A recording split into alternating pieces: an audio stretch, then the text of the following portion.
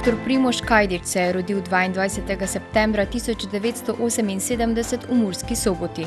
Decembra leta 2002 je diplomiral na Fakulteti za matematiko in fiziko Univerze v Ljubljani. Nato pa je že naslednji mesec odpotoval v Mehiko, kjer se je vpisal na podiplomski študij astronomije na Astronomskem inštitutu Narodne avtonomne mehiške univerze. Tam je magistriral leta 2005 in nato leta 2008 tudi doktoriral. Po opravljenem študiju je nato Kajdič začel svoje postdoktorsko izpopolnjevanje na oddelku za vesoljsko fiziko na Geofizikalnem inštitutu te iste univerze. Leta 2012 se je nato za več kot eno leto preselil v francoski Toulouse, kjer je nadaljeval svoje izpopolnjevanje na inštitutu IRAP. V decembru leta 2013 se je preselil še v nizozemski Nordvik na postdoktorsko izpopolnjevanje na Evropski vesoljski agenciji. Od decembra leta 2014 pa je kot raziskovalec zaposlen na Geofizikalnem inštitutu Narodne avtonomne mehiške univerze. Dr. Kajdič je hkrati tudi avtor Sončnega bloga, kjer piše prispevke na temo dogajanja v Osončju, ki so opremljeni z audio ter video materialom. Pomurskim akademikom dr. Primožem Kajdičem se poznava še z njegovih gimnazijskih let. Bil je ustanovni član astronomskega društva Kmica in že tam se je videlo, ko se je zapisal astronomiji. Pa ne samo astronomiji po strokovni plati, seveda tudi po organizacijski, kajti je bil tudi glavni tajnik na Kmici, zdaj po svojem študiju, postdoktorskem študiju v Mehiki, pa vodi tam tudi k Društvu Slovencev v Mehiki. In s takšnim članom Pomurske akademije je seveda sikdar fajn delati, zavoljo toga, ko nam prinese nove ugotovitve. Mimogrede Primož je eden vrhunskih med najboljšimi raziskovalci Sonca na svetu, po drugi strani pa seveda tudi z njegovimi mednarodnimi organizacijskimi izkušnjami, no dostakrat da kakšen tanač. In sikdar tudi pravim, ko vsakša slaba stvar je za nekaj dobra. In če je kaj dobrega lejko najti iz COVID-a, je pogvišno to, ko smo se vsi vkuper navadili komunikacije, pa tudi predavanj nadaljavo. In pri nož se nam je letos lejko zavoljo toga tudi k oglasu z Mehike in nam napravo eno face-to-face zanimivo predavanje, povezano z astronomijo, kaj je seveda njegova osnovno področje in vkuper mu si poglednuli, kaj je na raziskavaj astronomije in pa seveda Sonca novega in zakaj so te raziskave važne. Ne ide se samo zato, ko se najdejo nove zvezde, ali kako te stvari vplivajo tudi na naše komunikacije, na satelitsko televizijo in tisto, s kim se sikdar bolje astronomi tudi spogledujevljajo, to je z potovanjem do Marsa, gre do izpostavljene dolgo časa tistim delcem, kar je Primož raziskuje in da nam dnes v svojem zanimivem predavanju tudi predstavljam.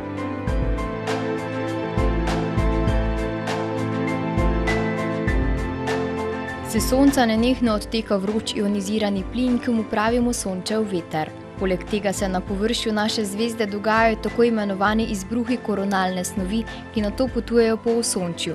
Če nehomogenosti v Sončevem vetru ter omenjeni izbruhi dosežejo Zemljo, lahko zmotijo njeno magnetno polje ter povzročijo vrsto pojavov, ki jih poznamo pod imenom vesoljsko vreme.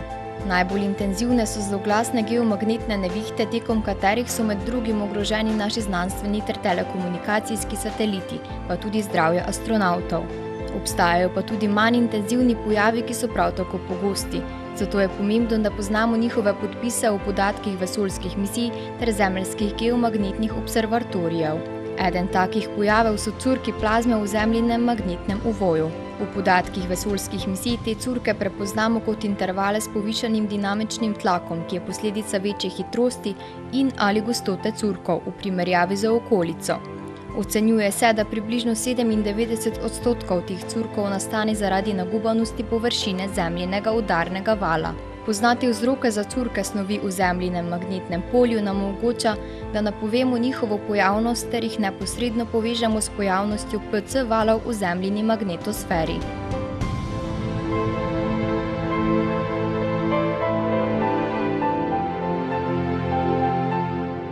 Zemlja ni izoliran objekt v osončju, temveč je v nenehni interakciji s Soncem. To se dogaja preko plina imenovanega sončen veter, ki nenehno odteka s Sonca. Izbruhi koronalne snovi, ki se zgodijo na Soncu, lahko na Zemlji povzročijo tako imenovane geomagnetne nevihte. Čeprav je vesoljsko vreme najbolj zagode državam blizu polarnih območij, pa je v preteklosti povzročilo težave vse do ekvatorja.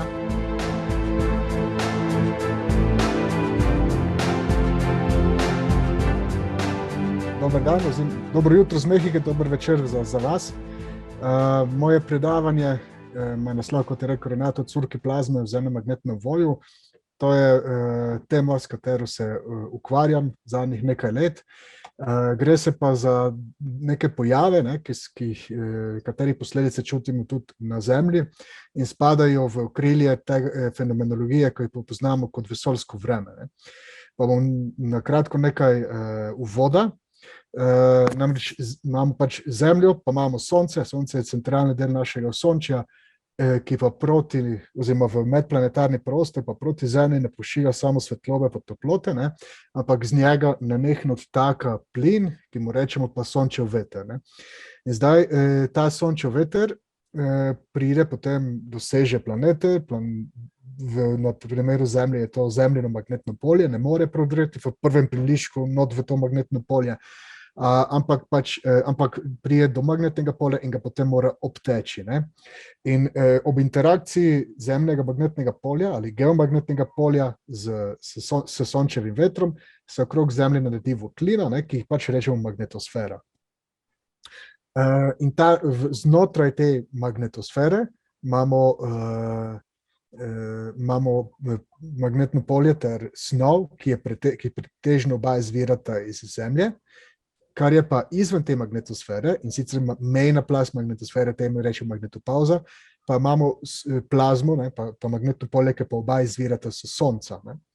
In zdaj sončev veter je zelo hiter, ker potuje po medplanetarnem prostoru s hitrostjo nekje tipično med 300 in 800 km na sekundo in je torej hitrejši od vseh teh magnetozvočnih snovi, se pravi, recimo Mahovo število je tipično nekje na razdalji ene astronomske enote nekje 10, in zdaj, ko pride do zemne magnetosfere, ne more prodreti v njo, ampak se mora dejansko vsaj ta komponenta hitrosti, recimo sporedna, se mora postaviti na nič, vsaj v tej subpolarni točki. In to se pravi, mora zavreti, se pravi, se mora zmanjšati hitrost.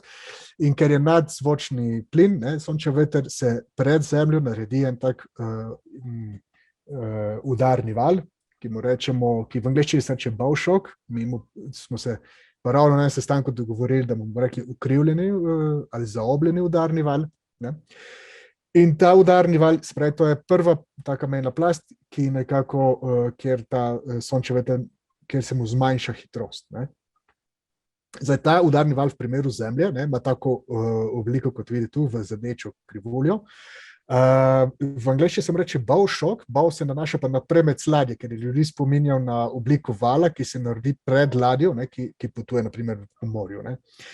Ampak in zdaj dve rožnate puščici tukaj predstavljate pa normalo na ta udarni val, se pravi unitarni vektor, ki pa pravokoten na lokalno površino udarnega vala, rumene črte tu je pa pač magnetno polje.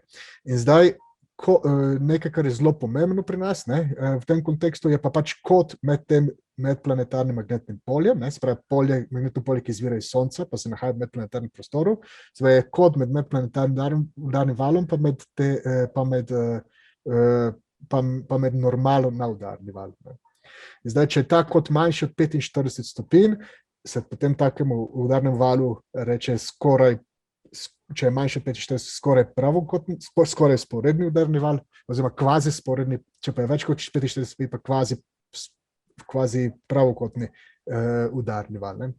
Za to terminologijo smo se dejansko dogovorili pred pol ure, skupina slovenskih astronomov. No in zdaj med tale področje med udarnim valom pa med magnetopavzo, temu pa rečemo magnetna ovojnica. To tukaj še vedno piše magnetni ovoj, ker smo se ravno pred pol ure dogovorili, da bo ovojnica. In to si zdaj treba zamisliti kot eno tridimenzionalno strukturo, ne, kot da bi to zavrteli, ne, okrog tole sliko okrog osi. In zdaj, zakaj to območje je pa pomembno zato, ker potem razne perturbacije, ki se nahajajo v sončevem magnetnem polju, se skozi magnetno ovojnico pridajo do magnetopavze in se potem lahko propagirajo po magnetosferi, po magnetnem polju in jih včasih lahko celo potem pustijo posledice na površju Zemlje. Se pravi, na površju Zemlje lahko zmerimo perturbacije zemljega magnetnega polja, ki so posledice perturbacij v sončevem vetru, oziroma tudi perturbacij, ki nastanejo po udarnem valu. Ne.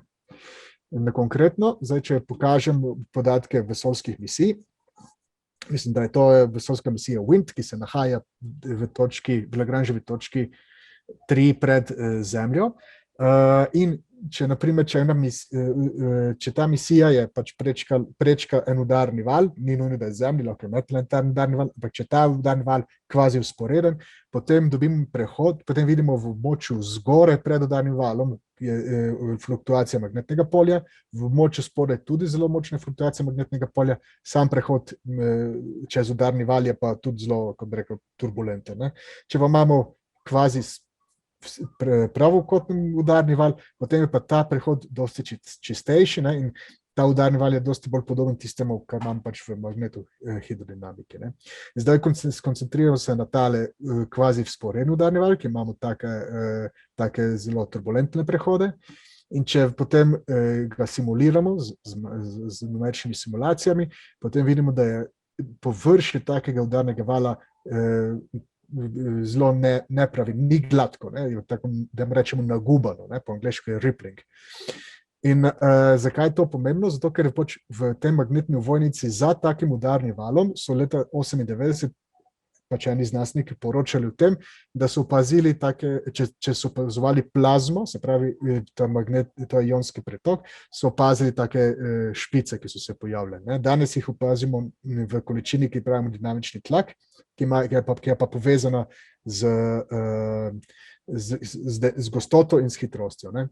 In zdaj ti špicem, tem se reče magnetosheath jets, po angleško, se pravi curki snovi v magnetni ovojnici in se dogajajo ravno zaradi tega, ker je ta kvazi vzporeden magnetni val naguban, ne? Ko v sončev veter prečka udarni val na različnih lokacijah, ne? Potem je tudi procesiran drugače in na določen deli gube se njegova hitrost zmanjša manj kot pač v okolici. Ne? In potem spodaj v območju v magnetni ovojnici dobimo, ko bi rekel, parcele plazme, parcele plina, ki ima večjo hitrost od okolice. Ne? In to so potem izvor teh tako imenovanih curkov. Če ti curki vpadejo če ti curki potem prenašajo torej gibalno količino vse do magnetopavze, ne? In potem se posledice teh curkov lahko čuti tudi v magnetosferi in potem na površju Zemlje, lahko zmerimo njihov kot posledico, ne? Odtiska pustijo pač.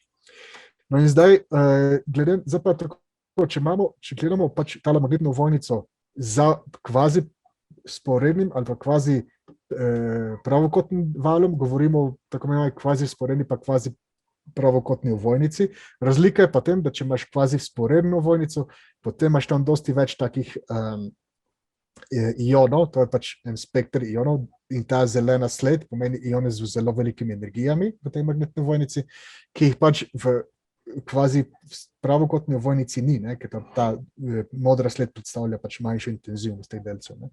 Pa tudi, če gledamo magnitudo magnetnega polja, če imamo kvazi perpendikularno ovojnico, imamo določene valove, ki jih poznamo njihove lastnosti, poznamo, zakaj se tvorijo, ne? Pa tudi približno njihovo valovno dolžino. Če pa imamo kvazi sporedno ovojnico, pa dobimo bolj turbulenco, ne? Se pravi, ni neke specifične valovne dolžine, je pa en specifičen spekter, ne? In v bistvu se tam je bolj kaotične razmere imaš tam, ne? In zdaj smo pa mi rekli, naša skupina rekla, a bi lahko opazovali curke snovi, curke te plazme v magnetnem ovojnu, ampak v kvazi pravokotnem, ne kvazi sporednem. Se pravi, bi morali imeti pač ali lahko v tem območju opazimo curke snovi, torej območja povečanega dinamičnega tlaka. In bom šel hitro, ker časa malo bo zmanjkuje, in smo se vprašali, ali lahko obstajajo torej območja povečanega dinamičnega tlaka v kvazi pravokotni magnetni ovojnici. Ne. Odgovor je ja, ne, in mi smo našli 4 vzroke za take povečanja. Ne. Prva je tako imenovana cev magnetnega pretoka, namreč medplanetarno magnetno polje izvira Sonca, ampak ni posejano enakomerno po vsej Sončevi površini, ampak izvira iz diskretnih območij na Soncu. Torej magnetne silice, ki izhajajo iz teh območij, tvorijo tako imenovane cevi magnetnega pretoka. To pomeni, da te magnetne silice med sabo nekako obdržijo, vse so podobno orientirane tudi v medplanetarnem prostoru na velikih razdaljah od Sonca, ne? In se v medplanetarnem prostoru prepletajo med sabo. Ne? To je predstavnega članka, ki so prvič predlagali tako sestavo medplanetarnega magnetnega polja. Ne? Če naredimo presek, potem dobimo nekako takole, ne? Da so pač cel medplanetarni prostor je posejan z temi cevmi magnetnega pretoka. Ne? In če potem ena taka cev zaid, naprimer, če jo prečka, če jo prečkam, recimo en satelit, znanstveni satelit, ki meri magnetno polje, ne, naprimer bo opazil nenadne spremembe orientacije magnetnega polja vsakeč, ko bo prečkal z eno cevi magnetnega pretoka v drugo cev. Ne. In če smo zdaj v kvazi pravokotni magnetni ovojnici, na primeru Zemlje, ne, potem se lahko dobimo take recimo podpise v podatki, to je magnetno polje, ko jakost magnetnega polja nadoma pade, in ta padec spremljata 2 hitri spremembi ali nezvezni spremembi smeri magnetnega polja, ne. Pa so še druge stvari zraven, pa tudi povečanje dinamičnega tlaka. Ne. In potem se pravi, to je cev, magnetna cev, ki je bila opažena v kvazi pravokotne magnetne ovojnici, vendar je bila nekje daleč povezana s kvazi vzporednim udarnim valom. Ne. In zato imaš pa potem opazimo te ione z zelo visokimi energijami. Ne, kot je tu. In te cevi, naprimer, to se sicer dogaja ves čas, ne, ampak taka situacija, ko imaš pa tako cev, ki je povezana s kvazi vzporednim udarnim valom, je pa redka. Ne, naprimer. Smo ugotovili pač, da ti tako imenovani curki snovi dejansko niso curki, ampak so te cevi, ki potujejo in imajo pa zelo podobne podpise v podatkih. Ne? In to je zelo pomembno, zato ker te cevi tudi potem lahko sčasoma pridejo do magnetopavze in spet pustijo posledice na njej. Ne? Pol druga take zanimive stvari, ki smo našli, ne, v tem, naprimer, to je spet en drug dogodek.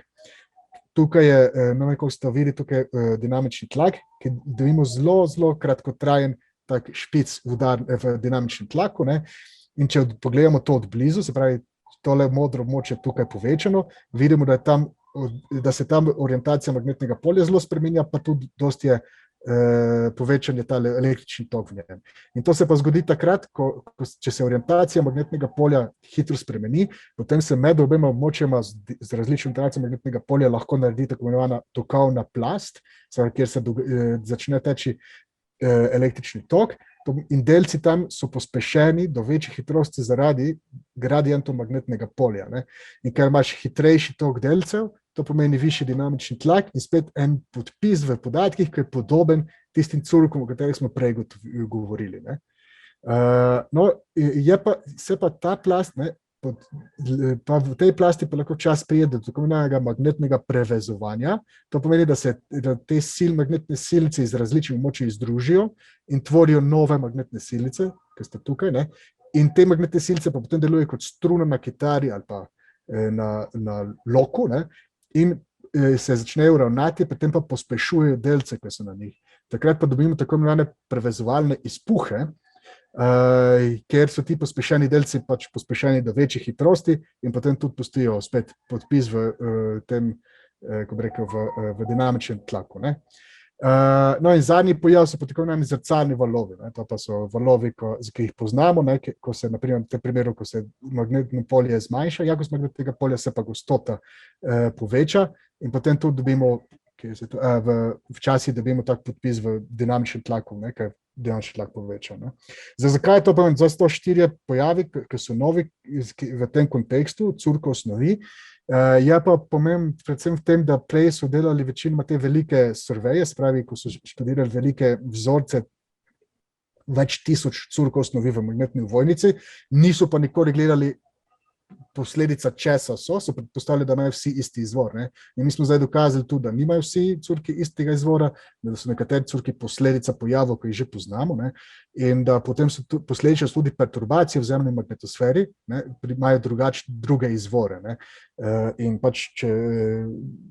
to bo potem pozneje, ne, čez nekaj desetletij pomembno v kontekstu, ker vse te podpise, vse te perturbacije bomo morali poznati zelo natančno, da potem da ne bomo mešali med sabo različnih fenomenov sončnega vremena, ne, in na dolgi rok, ne, da bomo znali naše znanstvene, pa tudi telekomunikacijske satelite in tako naprej zavarovati učinkovito zavarovati pred vplivi vesoljskega vremena. Okay. To je tudi vse zdaj z moje strani. Hvala lepa.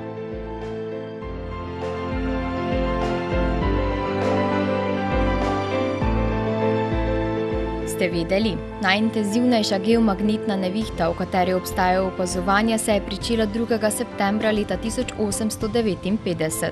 Manj kot 24 ur prej je britanski astronom Richard Carrington opazovil močan blišč na Soncu, zaradi česar je bil prvi, ki je posumil na povezavo med dogajanjem na Soncu in na Zemlji. Zaradi sončevega vetra je plinski rep kometov vedno obrnjen stran od Sonca. Leta 1972 je močna geomagnetna nevihta sprožila 4000 podmorskih min, ki jih je ob obali Vietnama posejala ameriška vojska.